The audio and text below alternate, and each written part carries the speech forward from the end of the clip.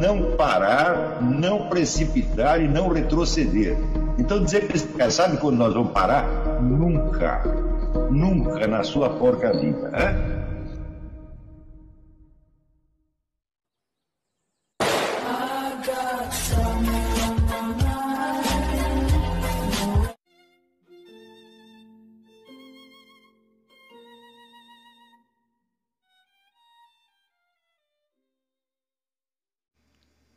E aí pessoal, tranquilo?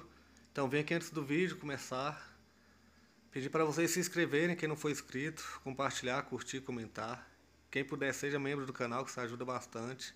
Tem também o link do Apoia-se. Quem puder ajudar nosso canal e apoiar financeiramente vai ser muito bem-vindo. Mas o mais importante é transmitir o conteúdo e os conhecimentos do professor Olavo de Carvalho para mais e mais brasileiros. Então compartilhe e ajude aí nossa causa. Muito obrigado a todos os membros, apoiadores do canal. Fico muito feliz. Tenho certeza que a gente está no caminho certo. Então fiquem com o vídeo e até mais. Valeu!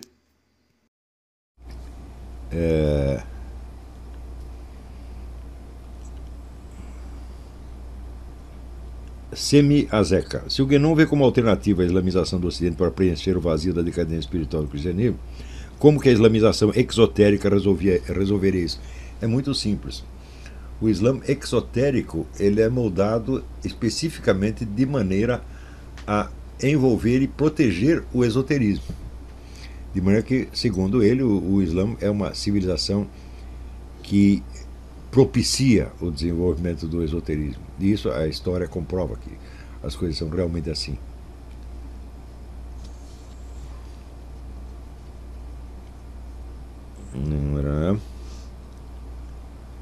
Carlos Maltz. O Islã, sendo também uma religião da Era de Peixe, está decadente em relação a si mesmo, como o cristianismo. Olha, isso é muito difícil de você de responder hoje em dia, porque, vamos dizer, as manifestações externas do Islã, hoje em dia, são de uma grosseria incomparável. Mas isso não quer dizer que as taricas não estejam em atividade, que não haja ali um intenso esoterismo. Isso é muito difícil você saber. A gente percebe algo, vamos dizer, pela penetração do esoterismo islâmico no Ocidente. Isso aí você percebe. E daí dá para notar que elas estão em plena atividade como nunca estiveram.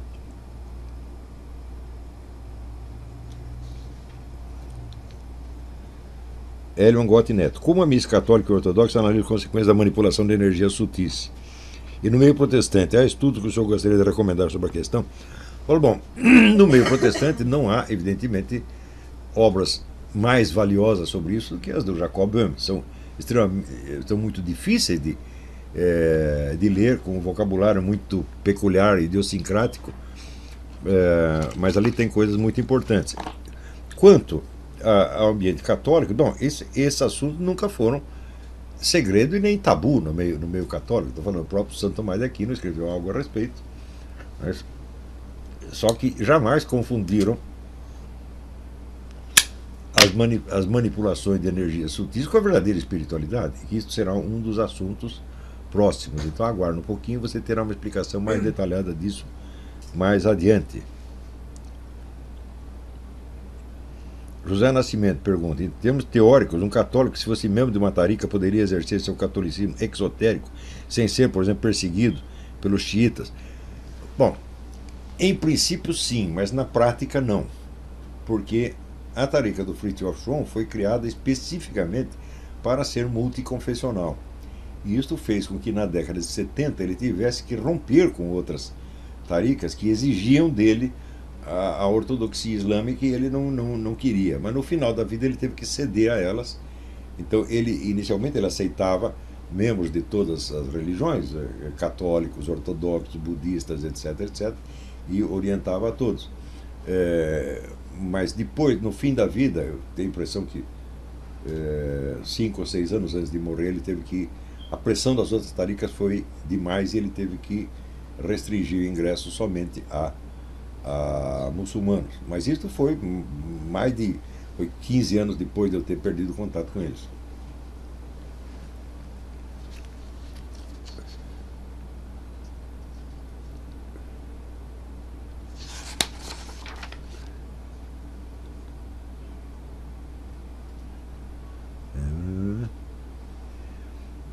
Daiane de Oliveira, existe esoterismo judaico?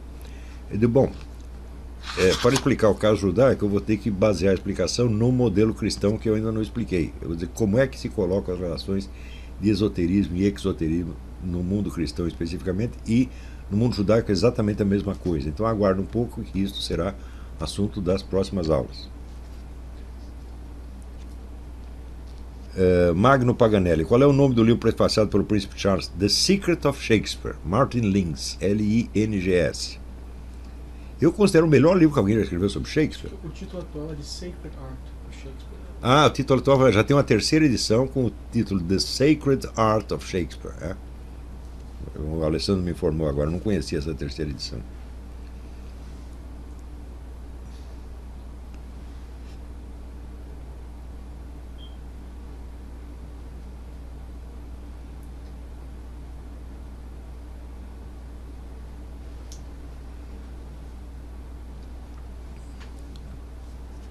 Aqui, Marcelo Rondon, como funciona a companheiragem? Era exatamente uma iniciação de ofícios como as várias maçonarias foram no começo. Eu falo várias maçonarias porque são várias organizações independentes que depois acabaram confluindo na maçonaria. Porém, a constituição da maçonaria moderna não só unifica essas várias correntes, mas as modifica profundamente. Isso é um assunto que nós teremos que explicar nas próximas aulas.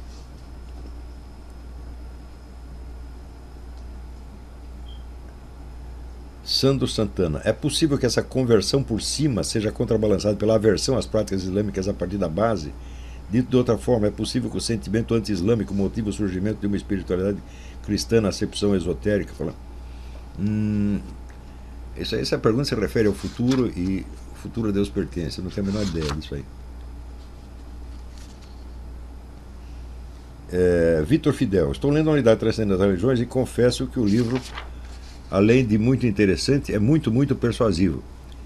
No entanto, muitas afirmações encantadoras que li até agora me soaram aparentemente acachapantes, ao mesmo tempo que reduzem o cristianismo às demais religiões. Estou certo? Muito bem. A tese da unidade transcendente das religiões pode ser interpretada de duas maneiras.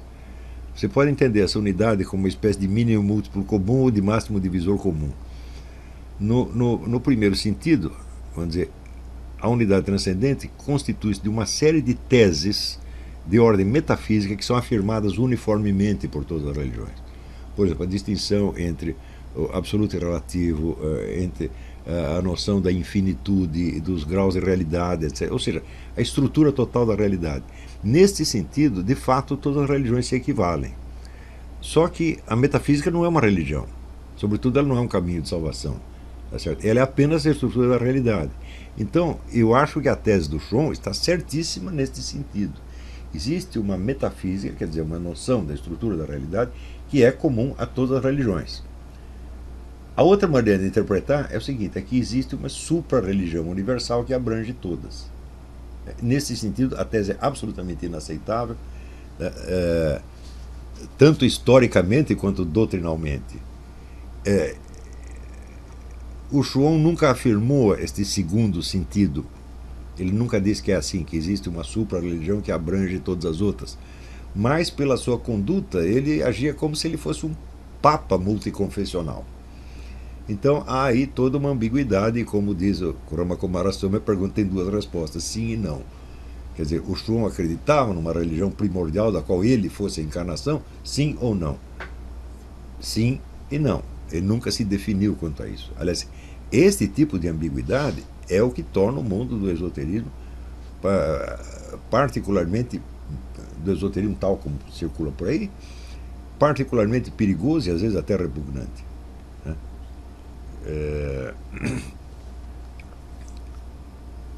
Agora, como tese científica, eu acredito que o Schromm é o fundador da ciência da religião comparada. É o único sujeito que conseguiu comparar e pegar os pontos comuns. Depois, um discípulo dele, o Ethel Perry, que eu conheci, um homem inteligentíssimo, brilhante, fez uma antologia de textos das várias tradições religiosas, demonstrando essa convergência em determinados pontos. É isso? Mas essa convergência, como vocês verão,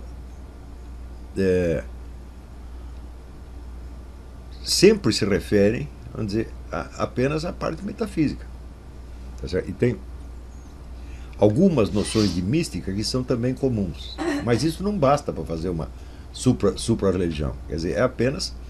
Vamos dizer, é como se dissesse, existe uma espiritualidade humana normal que está disseminada no mundo inteiro.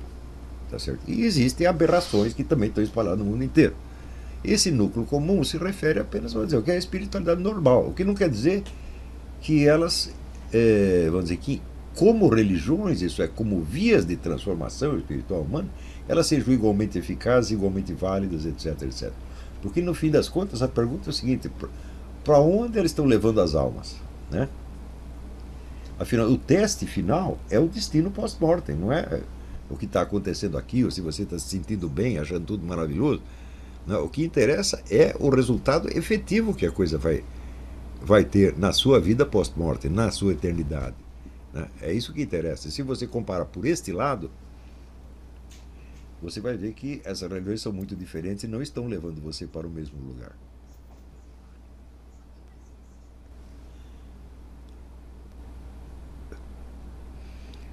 Pergunta interessante. Daniel Assef. Quais foram as armas de persuasão utilizadas pelos sheiks para que pessoas importantes do Ocidente, como o príncipe Charles, aderissem a uma tariqa? Uma superioridade intelectual monstruosa. É muito simples. Quando você lê René Guénon, ou Syed Hossein Nasr, ou Fritjof Schuon, ou Ananda Coomaraswamy, você vê que eles têm uma compreensão do processo histórico muito mais profunda do que tudo que todo o Ocidente pudesse ter concebido nos últimos 4 séculos. Então, é assim, uma questão de você se render a uma autoridade intelectual absolutamente acachapante. Se você lê o livro do Martin Link sobre Shakespeare e lê os outros livros sobre Shakespeare, você fala, peraí, essa aí é uma diferença de planetas, tá? Eles estão colocados em planetas diferentes. Não há medida comum. Né? Por outro lado, quando você lê o livro do Schuon, Unidade Transcendente das Religiões, você vê que aquilo é de uma lógica tão implacável que não tem como você dizer que não. Não é isso? Então, essa história de você, por exemplo, teve gente, autores católicos e protestantes, que reagiram contra os ensinamentos do Guénon. Eu digo, mas você não pode reagir contra a verdade. Se o sujeito está dizendo uma verdade, você vai ter que engolir de qualquer jeito. Não é isso?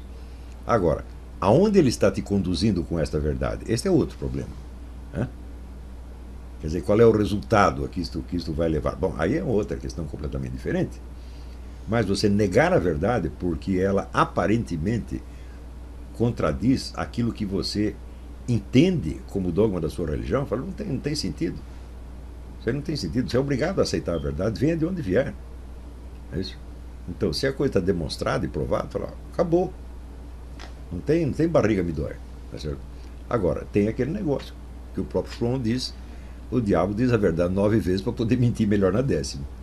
É isso? Então, uma coisa são as análises que esse pessoal faz a respeito da história do Ocidente, da decadência, etc, etc. Outra coisa é a exposição que eles fazem das doutrinas das várias tradições religiosas. E uma terceira coisa é o processo iniciático, né? A que eles estão conduzindo você. Então, essa é a diferença. Tem uma pergunta aqui.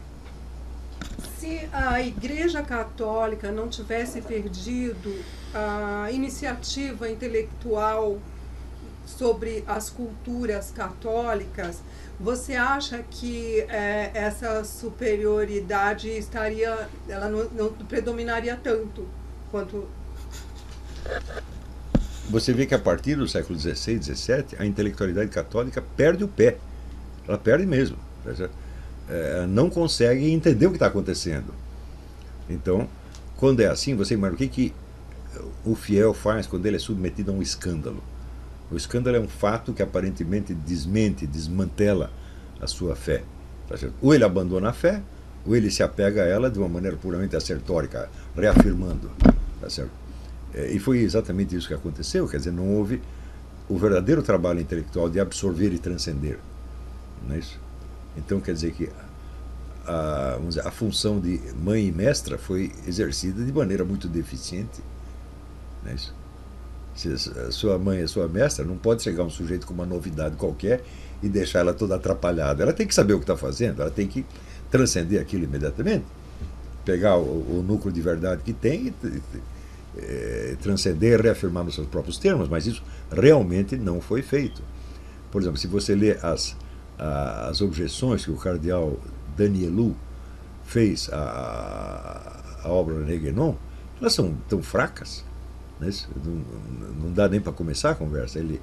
O René Guénon escreve um livro sobre o simbolismo da cruz, mostrando que é um simbolismo muito anterior ao cristianismo e que tem um significado universal, e o cardeal Danielou fala, não, mas para nós a religião, a cruz não é nada disso, a cruz é um acontecimento histórico que aconteceu. Bom, de fato é, só que isso não responde. Se for um acontecimento histórico, mas por que esse acontecimento histórico tinha que manifestar um simbolismo que já lhe era muito anterior? Esse é que é o problema. Tá certo? E o cardeal se mostra incapaz de lidar com esta questão e assim muitas outras. Né? Eu não acho que o René Guénon seja alguém com quem você deve polemizar. Né? Ele mesmo, eu escrevi isso no livro no ensaio As Garras da Esfinge. O René Guénon disse, decifra-me ou devoro-te. É só decifrar que ele não pode te devorar. Agora, se você não entende profundamente aquilo, então ele vai te devorar. Tá entendendo? Devorar quer dizer, você vai ficar de joelhos diante dele e vai obedecer e fazer o que ele está mandando. Agora, se você disser, eu já entendi qual é o seu truque, o que ele pode fazer? Ele te solta, você está livre. Então não é questão de você polemizar, mas questão de decifrá-lo, e, de certo modo, livrar-se dele. Não lhe devo mais nada, até logo, tchau e benção. Que é exatamente o que eu estou tentando fazer há 30 anos. Tentando fazer, acho que eu fiz. Eu acho que nas Garras da Esfinge ali falando, eu matei a charada, falei, o problema dele é este aqui. E no que eu vou dizer nesse curso vai ficar mais claro ainda. Quer dizer, qual é vamos dizer, a verdade e as limitações da perspectiva do René Guénon. Você vê, em geral, os discípulos e admiradores do René Guénon se prosternam diante dele, quer dizer, o sujeito que diz que ele era a bússola infalível, não é isso? Eu digo, mas espera aí, como que a bússola infalível diz que o comunismo jamais entrará na China? Porque do mesmo modo que ele faz previsões assim, acachapantes, profundamente verdadeiras, como essa do dinheiro e tal, faz outra que assim, que está na cara dele, que ele não está sabendo o que está falando. Então, quando ele forma assim, a distinção entre a mística e o esoterismo, então ele diz, a mística é apenas uma manifestação emocional humana, e o esoterismo é conhecimento verdadeiro. Mais para diante, ele, quando estuda a obra de São Bernardo, ele diz, São Bernardo era o chefe da Ordem Templária, organização que ele dá como caracteristicamente esotérica e iniciática, e por outro lado ele diz, a obra de São Bernardo é essencialmente mística. Falou, opa, peraí, você está se atrapalhando aí? Quando ele expõe aquela ridícula teoria do não ser, que o João chama de supra-ser, e fala o não ser, ele além das possibilidades de manifestação, ele contém as possibilidades de não manifestação. Então eu digo, peraí, possibilidade de manifestação, ou é uma possibilidade de manifestação que por acaso não se manifestou, ou é uma simples impossibilidade de manifestação e, portanto, não é um nada. Do que você está falando? Quer dizer, são erros grossíssimos que estão ali na base do René Guénon. O que não o impede que, em outros aspectos, seja um gênio assombroso, às vezes com uma capacidade profética fora do comum, tá certo?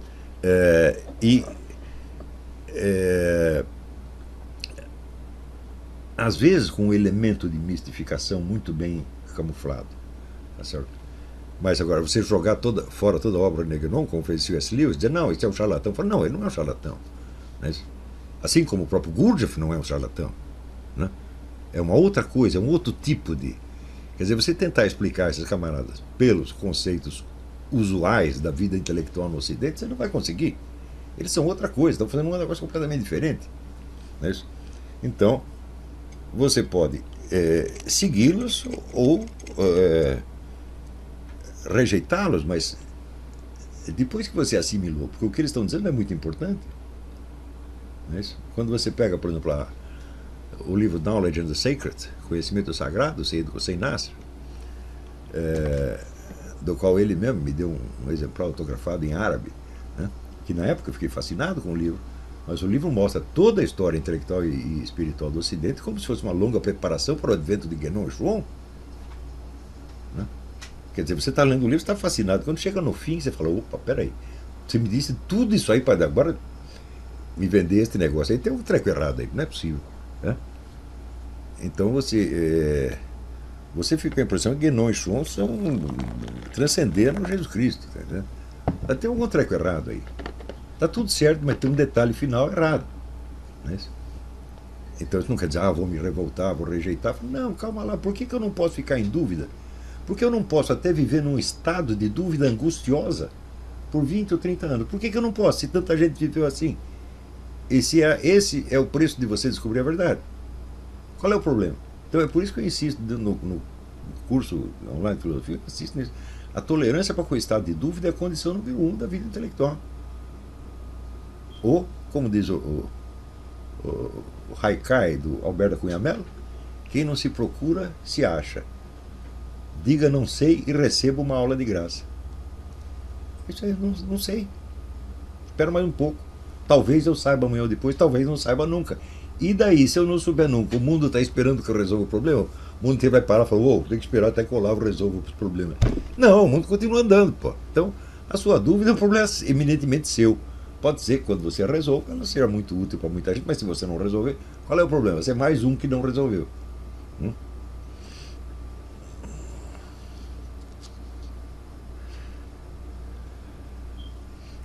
André Henning. Sob a ótica de René Guénon, qual seria o efeito prático da restauração do esoterismo cristão na civilização ocidental? Seria simplesmente a restauração do padrão de vida normal. Né?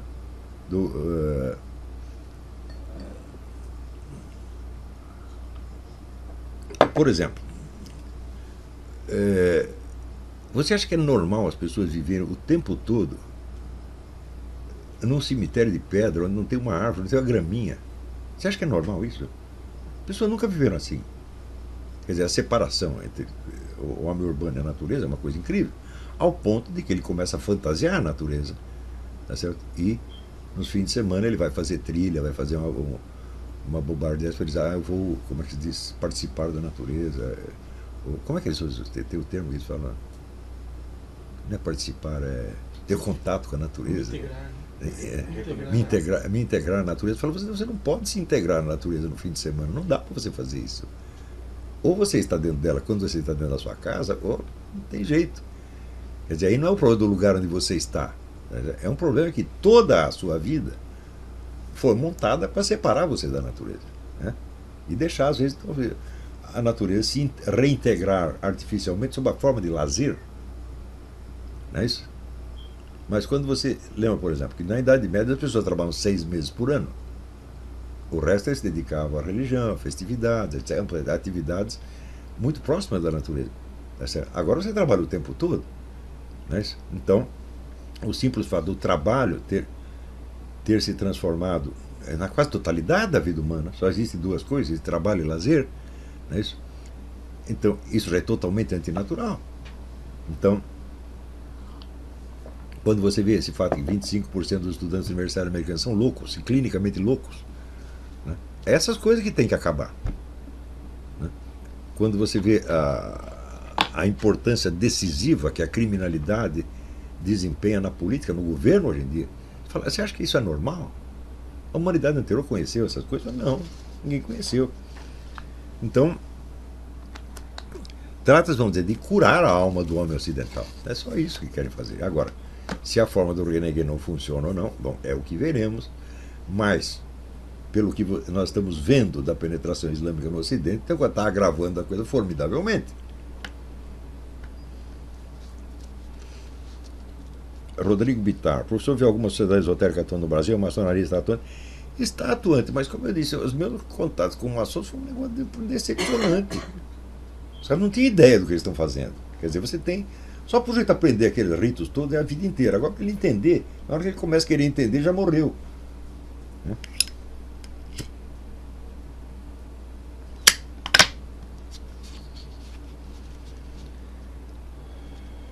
Bom, agora eu acho que nós vamos ter que parar por aqui.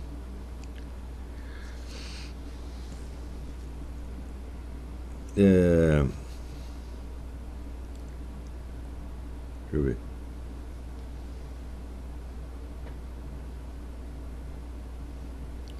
Vinícius, como podemos relacionar a expansão do Islã no Ocidente por meio da ação política da Irmandade Muçulmana com os planos de tomada intelectual iniciados por René Guénon? Sem o apoio de autoridades colocadas em altos postos de comando no Ocidente, não tem penetração islâmica nenhuma. Ou seja, primeiro eles conquistaram estes camaradas de cima, para depois abrir as portas para o Islã. Quer dizer, que se não fosse, né, tipos como o Príncipe Charles, ou os Clintons, etc., nada disso teria acontecido. Então eles começaram por conquistar pessoas em cima, não embaixo. Quer dizer, o fenômeno da imigração, da invasão islâmica material é muito posterior à conquista dos corações e mentes na elite. Mas muito posterior. A atividade do René Guénon começa nos anos 20. E a Tariqa do Shuon começa nos anos 50. É muito tempo decorrido. Então, se você fizer a coleção, por exemplo, o Aga Khan, o homem mais rico do Oriente, era um membro da Tariqa do Shuon. O Shuon mandava, o bilionário obedecia. Aga Khan, o príncipe Charles, vários governantes, um cara que foi primeiro-ministro da Suécia, não vou dar o nome agora, e assim por diante. Então eles conquistaram primeiro a elite, depois a massa. Bom, se você pegar escritor, é a elite intelectual, então é um negócio impressionante. Bom, então, por hoje é só. Tá bom? Até a semana que vem. Muito obrigado. Amanhã. Amanhã. Amanhã é o quê? Amanhã é curso, né? Você falou até semana que vem. É um por semana. É às terças-feiras. Não é seguido, não. Não é seguido. Calma lá. Terça-feira que vem. E sábado tem uma aula do COF. Tá bom? Então, muito obrigado. Até a semana que vem.